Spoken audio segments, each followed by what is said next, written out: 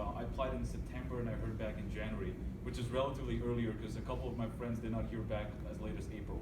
Like they literally booked their tickets for home, and they're like maybe 4 days before they board their flight, they're like, hey, I want to cancel that. I just got hired.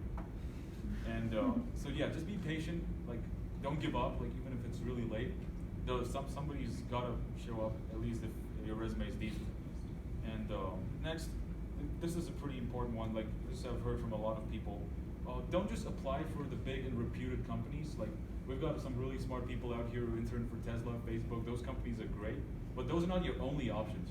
Like you can also apply to startups. There are like literally hundreds of startups out there who need new people. The job market is currently hot. Like they need people, be it international or local. So just be smart about it. Like I said before, build your connections. Like if there are people you know who are employed somewhere, like Fahad right here, he has a lot of experience. Build your connections, get in touch with people, talk to people, discuss opportunities, and use them. And second of all, yeah, and finally I want to say, be flexible. Like it's, regardless of the opportunities out there, there's no guarantee that you'll end up with something. If you don't, that's totally fine. The world is big outside as well. Consider all options.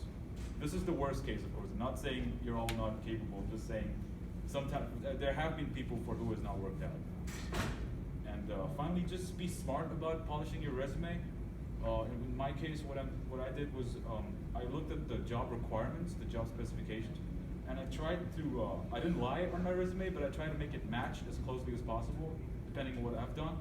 I think that's a pretty useful tip because a lot of these company resumes, like it's not like people actually scan them. They have a software that looks for key terms, like words that correspond with their job requirements. So you may want to try to get as many of those words in your resume as possible, just to stand a better chance. And do the same with your cover letter, because your resume is only a page long. There's only so much you can put in there. But there's some, if there's like, if you got great communication skills or something, highlight that in your cover letter as well.